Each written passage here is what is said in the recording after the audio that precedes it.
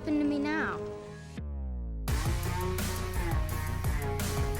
Hey, welcome back to Screen Crush. I'm Ryan Airy. Alright, hit Duel of the Fates. We are back on Naboo. The Jedi Knights, Qui-Gon, Jinn, and Obi-Wan are dueling the Sith Lord Darth Maul. After some kicks, lots of flips, some stupid laser doors, and boom! Qui-Gon just got stabbed by Maul. More kicks, flips, angry Obi-Wan, and bam! Maul forces the young padawan down into the shaft. But Obi-Wan hangs on. He remembers his master's teachings. He trusts the Force. And then he jumps, going for the flip, and Darth Maul cuts him in half. I have the high ground! Oh, no you don't. Obi-Wan didn't have the high ground, and the two halves of his body fall down the shaft. Dead Kenobi. And yes, he is RIP for sure. He ain't coming back with robot legs. So, what happens in the Skywalker saga after Obi-Wan dies? What's going to happen with Anakin? Will he still become a Jedi? Who's going to train him? Or is it possible that in this timeline the young Vader would never become a Jedi Knight? Will things be better or much, much worse? Well, Obi-Wan's death just toppled this galactic house of cards. So let's ask the question, what if Darth Maul killed Obi-Wan Kenobi? This is where the fun begins. Darth Maul just completed his mission. Both the Jedi are dead. He wants to finish the job and kill Queen Amidala, but he reconsiders. It's too much of a risk to go after her after the Federation lost. Maul doesn't want to fail after his major victory, so he leaves Naboo. After the battle, Anakin is ecstatic. He saved the day. He blew up the big ship with the half-built halo. Everybody congratulates him, but then his whole world gets turned upside down. Qui-Gon's dead, and so's Obi-Wan. And to make matters worse, Master Yoda and Mace Windu crush his dreams. They tell him he won't be trained as a Jedi. But why? That's because Yoda and the rest of the council were against Anakin joining the Order from the start. Don't forget, Yoda changed his mind only because Obi-Wan was determined to honor Qui-Gon's dying wish. I will train Anakin, without the approval of the Council if I must. But in this timeline, Obi-Wan is dead, so there's no one to change the little green guy's mind. But Anakin has over 9,000 midichlorians, even more than Master Yoda. True, Anakin is strong with the Force, but the Council is too afraid that he's going to turn to the dark side. So Yoda wants Anakin as far away from the Jedi as possible. It's not fair. Afterward, Anakin begins developing a strong resentment toward the Jedi, particularly Yoda and Windu. They were supposed to protect him, to train him as a Jedi so he could free his mother, but they abandoned him to his fate. They cast him aside like some slave. And this Anakin can never forgive. From a young age, the dark side boils within him. Oh wow, Anakin still turns evil? Man, this is gonna... Oh, hold on. Hold please. Oh, you've been urgently trying to reach me? I owe taxes, but my accountant never said anything about that. Doug, hang it up. But I owe taxes. Or maybe I won a contest. I'm not sure. No, Doug, that's a robocall. It means some online data broker sold your personal information to some company. Oh, I get calls like that all the time. You ever get calls like that, person? Not anymore. I mean, I used to get a ton of spam emails and phone calls, but then I signed up for Incogni. They're the sponsor of this video. Incogni is by far one of the best products that we talk about on this channel. This is the app that they don't want you to know about. Well, what's it do? Well, have you ever noticed that sometimes you might, like, I don't know, Google bed bugs, and suddenly you get all these new ads for mattresses, or you sign up for some loyalty card, the next thing you know, you're getting robocalls that just don't stop? Well, what happens is all these companies are selling your data to giant firms called data brokers, and then they sell your information to all these other advertisers. You would be shocked how much of your personal information is just out there on the internet for sale, like your address and your phone number. Incogni found more than 100 brokers with my information. One of them was rated 9 out of 10 for data sensitivity, and these guys were selling my information about potential health risks, insurance provider, and my credit type. It's pretty scary stuff. So let's all go live in a cabin somewhere. No, we don't have to do that, because here's the thing. These data brokers have to remove your name from their database, if you ask them to. Oh, but I don't have time to contact 100 companies and follow through with all that stuff. Neither do I, but that's where Incogni comes in. They contact those data brokers for you. You don't have to do anything, and they alert you when the request has been completed. After signing up, I get almost no spam, and I can't even remember the last time I got a phone call from my old friend, unknown number. So I highly recommend giving Incogni a try. Use my code ScreenCrush with the link below to get 60% off Incogni. It's a great deal that you don't want to miss. Now, back to what happens to young Anakin after Obi-Wan is killed. With no Obi-Wan, Palpatine is free to groom Anakin when he's a boy. Phrasing. You know what I mean. Since Palpatine grew up on Naboo and he's also the former senator of the planet, he has the perfect excuse to visit the planet often and create a strong fatherly bond with the boy. And the one thing Anakin needs at this age is a father figure. So Anakin is left on Naboo in Padme's care. Oh, I'm so happy! I'm so happy! This is the best day of my life! Palpatine counts on this strong connection since in the future he'll be able to use it when he turns Anakin to the dark side. But what Palpatine doesn't allow is Shmi's freedom. He arranges for Shmi to be sold, and her new master is Jabba the Hutt. The Republic doesn't want to mess with the Hutts over one slave, because slavery is institutionalized, so the Senate hinders any negotiations by Padme to free Shmi Skywalker. But Palpatine keeps his hands clean, saying that because the bureaucratic system is so broken, even he, as the Supreme Chancellor, can't save Shmi. This way, Anakin is disillusioned with the Senate and the Jedi Order from a young age. At the same time, he develops a strong connection with Palpatine. 2 stones, 1 force push. Now, while Anakin is very angry with the Jedi and the Senate, nothing is stronger than his hate for Maul and his need for vengeance. I mean, he really wants to kill this Zabrak. In the years that follow, Anakin becomes an ace starfighter and the top member of the Royal Naboo security forces. He also makes quite a name for himself throughout the Republic as a heroic figure. An even bigger change in this timeline is Anakin's personality. As a Jedi, Anakin was encouraged to avoid attachments. This Anakin has many friendly relationships on Naboo. He's well liked, and Anakin and Padme are a public couple. So, while he's not unscathed by his traumas, his childhood was actually way better without the Jedi. But that's all part of Anakin's public life. In secret, he has been up to some sinister stuff with his father figure / master. So remember how Obi-Wan fell into the shaft after Maul killed him? His body was never recovered. Now I'm basing that on the fact that the Jedi didn't know that Maul was still alive in the original timeline. How can this be? I killed him myself. Good job. Meaning that shaft is like the Bermuda Triangle. When he was much younger, Anakin explored the shaft and he found Obi-Wan's cut body and, more importantly, his lightsaber. Anakin is still the chosen one even if he didn't become a Jedi. The Force works in mysterious ways and all that, and Anakin has a destiny to fulfill. Being a hotshot starfighter pilot makes Anakin very arrogant, so he decides to travel to Tatooine and free his mom himself. But his midi-chlorian count doesn't change the fact that he's very green with the Force and untrained with his new laser sword. Jabba's goons almost kill him, but then a hooded figure appears and wipes out all the baddies in Jabba's palace. Anakin is shocked to discover that this mysterious Force user is none other than Palpatine. Wow.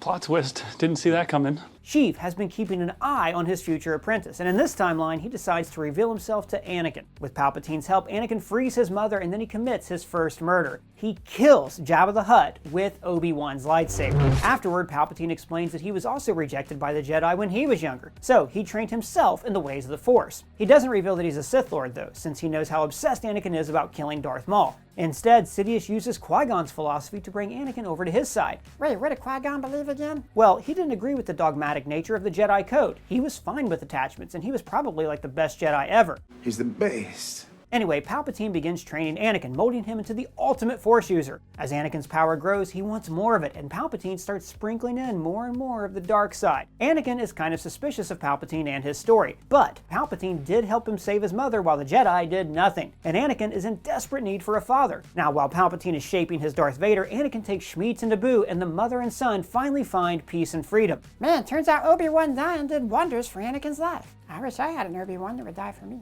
Well, let's not celebrate prematurely. Anakin always had 2 anchors in his life, Padme and Obi-Wan. In this timeline, he has Padme and his mom and his fatherly connection to Palpatine. Lots of strong attachments for a Jedi. Over the next decade, Anakin grows strong with the Force, both the light and dark. And then, the Clone Wars starts. Obi-Wan's death shifted everything in Anakin's story, but there aren't that many significant changes for the Sith's grand plan, because it was never too contingent on Anakin. He was more of that cherry on the top. That said, Maul still being around changes a lot for the Clone Wars. Sidious took Dooku as his apprentice only after Maul's supposed death, but Sidious started manipulating the Count long before Maul was cut in half, and Dooku was already on the path to the dark side by the time Qui-Gon died. In this timeline, Maul remains as the main apprentice, but Palpatine sees too much value in Dooku, so he still turns him. Sidious knows that his apprentice is self-serving and way too ambitious, and it's only a matter of time till he turns on him. Sheev isn't the kind of guy who puts all of his eggs in one basket. He's the mastermind who puts his eggs in multiple baskets, which are made out of Beskar, and then he clones the basket and the eggs and, well, himself. Supreme Leader Basket Snoke. Right. That being said, the rule of 2 exists for a reason, and with Sidious taking on 3 apprentices, he risks his own doom. We're doomed. Sidious starts disregarding Maul, and the apprentice starts making his own plans to overthrow Sidious, but more on Maul later. Now, in the original timeline, it was Obi-Wan who discovered the clone army. I always assumed that this convenient chain of events of Jango Fett trying to kill Padme, and then Obi-Wan following him to Kamino, that all of that was part of Palpatine's plan. So in this timeline, it's actually Anakin who discovers the clone army. Palpatine wants Anakin to be the one who reveals the clones to the Republic. This way, Anakin appears as a great galactic hero, but he never uses his Force abilities and lightsabers in public. When he's at the head of the army, he appears only as a talented starfighter and Republic Army general. But in secret, he uses the Force to defeat and kill his enemies. He travels the galaxy delivering his own justice in the Outer Rim, and he's always searching for Maul. Everything changes during the Battle of Coruscant. Anakin leads a clone army against General Grievous. The Republic's forces are joined by a few Jedi. Those include Mace Windu and his apprentice Ahsoka Tano. At first, it seems like the Republic's going to have it easy going in this battle, but then Grievous sets a trap. It's a trap!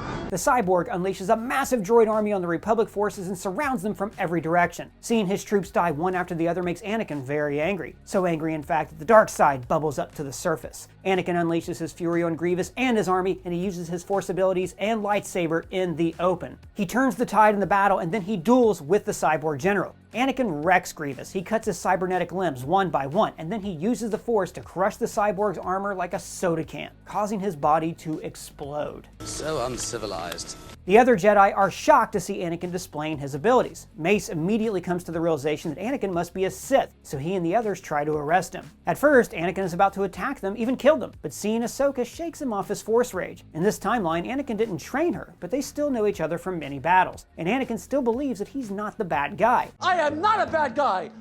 Not a bad guy! A good guy! A very good guy!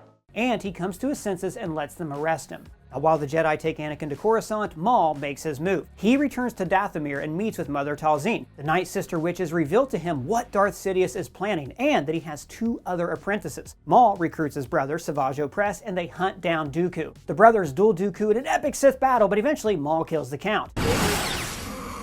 However, Maul knows that killing the inferior apprentice is one thing, but attempting to kill the Master is a whole other story. He knows that he and Savage don't stand a chance against a Sith Lord like Darth Sidious. This is why Maul turns his sights to the other apprentice, the Chosen One. Maul wants Anakin as his apprentice, and then together they can destroy their master. This is why Maul travels to Naboo, the place where it all began. But Anakin is on Coruscant facing a trial from the Jedi Council. All the main players are there, including Yoda and Windu. When Yoda sees Anakin, he's shocked that the young boy he rejected over a decade ago is now standing in front of him, strong with the dark side of the Force. Yoda senses the Sith plot. They interrogate Anakin about his abilities and demand that he reveals who trained him. But Anakin's not a snitch. He has no love for the Jedi, and he still remembers how Yoda and Windu treated him. And at that moment, Anakin comes to the conclusion that these Jedi failed the galaxy, and he and his master are better Force users. This is the moment that Anakin decides to bring down the Jedi Order and the Republic and create an empire. Palpatine knows that the Jedi have his apprentice, and now that Maul has killed Dooku, he's worried that his plans are unraveling. So Palpatine calls Commander Cody and kicks off a Jedi genocide. Execute Order 66. Clone troopers all around the galaxy turn on the Jedi and begin to kill them. And then something happens that changes the course of galactic history. Shortly before Order 66 was executed, Maul and Savage arrived at Anakin and Padme's home on Naboo. Now, what I didn't tell you yet is that at this point, Anakin and Padme are already married and Padme is pregnant. Shmi is there as well. The brothers slaughter Padme's guards easily, and now they hold Padme and Shmi hostage. Pregnant or not, Padme still kicks butt. She grabs her blaster and opens fire on Maul, but he deflects the blaster bolts and one of them hits Shmi. Padme is horrified as Shmi falls down and dies in her arms. Inside the Jedi Temple, Anakin senses his mother's death and he erupts in a blazing fury. And just like that, Anakin charges the Jedi Masters and unleashes the dark side on them. Let their blood rain from the sky! Anakin kills most of the Masters, but Yoda and Windu are too skilled to go down that easily. But then Darth Sidious appears and joins his apprentice. Yoda battles the Dark Lord of the Sith while Anakin duels Mace Windu. The purple-wielding Master is one of the most skilled Jedi, but this is Anakin at the peak of his power, and he was trained by the most powerful Sith Lord of all time. The duel is close, but Anakin is able to kill Mace Windu. And then Anakin and Sidious team up against Yoda, and the combined force of the Master and Apprentice overwhelms the little green guy. Together, Anakin and Sidious kill Master Yoda. That's impossible! After this, Anakin jumps into a starfighter and jumps into a really fast hyperspace lane to Naboo. When Anakin arrives, he's ambushed by Savage, and all Anakin sees is a Zabrak wielding a red lightsaber just like the one who killed Qui-Gon. So Anakin destroys Savage with extreme brutality. Inside, Maul is holding Padme hostage, but instead of threatening Anakin, he tries to bring him to his side. Yeah, good luck with that one. But Maul can be too single-minded for his own good. He tries to lure Anakin by revealing the truth about Sidious, that their master is actually a Sith. He tricked Anakin from the start. He is behind everything. While he always suspected, having to face that terrible truth now, that the man who's like a father to him is a Sith, the same kind of evil who killed his previous father figure, this shatters everything Anakin believed in. Because if Palpatine is a Sith, that means that he himself is a Sith as well. He has become the very thing he hates. What have I done?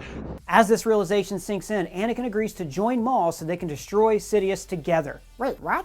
But it's a trap. Just as Maul lets Padme go, Anakin attacks him. Maul killed Qui-Gon, he killed Obi-Wan, and now he killed his mother. There was never a scenario where Maul comes out of this alive. And finally, we get to duel everybody wanted to see. Anakin Skywalker versus Darth Maul. Maul is skilled, but he was always his own worst enemy. Anakin is too strong. He starts force choking Maul, and this is the angriest, most hateful, and most brutal force choke ever. And then, with the Zabrak barely clinging to life, still wielding Obi-Wan's lightsaber, Anakin kills Maul. Having Anakin kill Maul on Naboo just feels right. It's a thematic end for this story. Yeah, it's like poetry, so if they rhyme. Padme is horrified to see what her husband has become. Anakin tries to explain, but it's too late. The dark side has broken what they share. Wow, so Padme lives? Yes, in this timeline, no one dies from a broken heart. Breaking my heart. Darth Sidious arrives shortly after on Naboo as well, and he's so happy that Anakin is ready to officially become a Darth Vader. Anakin goes to his knees as Sidious gives his speech. The Sith Lord starts babbling about the Empire the two of them will build, but then Anakin turns on him. So many twists, I can't even follow. He unleashes the mother of all Force lightning on Sidious. It's like a storm of pure hate and rage, and the lightning literally burns Sidious alive. Sidious lied to Anakin. He was a Sith, and the Sith killed Qui-Gon, his mother, ruined everything for him. Anakin channels all of this rage into the lightning and burns Sidious to a crisp. And just like that, Darth Sidious is dead. And after all his killings, his rage, his mother dying, and now even Padme turning from him, he's fully fallen to the dark side. He is Darth Vader. And in this timeline, Vader is not a broken shell of a cybernetic man. He has all his limbs. He's more powerful than anybody could imagine, but his soul is completely burned by betrayal and fury. On that day, the Empire rises under Lord Vader. A few months later, Padme has given birth to Luke and Leia, but they're kept under guard on Naboo while Vader is busy taking over the galaxy. Padme knows that Vader will turn her kids to the dark side, and she cannot allow it, so she starts to make her own escape plan. And she gets help from none other than Ahsoka Tano, who of course survives Order 66. Ahsoka rescues them, but then Vader shows up. Vader and Ahsoka duel, but neither of them can use their full power because there are babies involved. In the end, Ahsoka is only able to save Padme alone. Luke and Leia are taken by Vader. This final betrayal throws Vader over the edge. Everybody betrayed me. I fed up with this world. Now Vader wants to kill the woman that he once loved so much.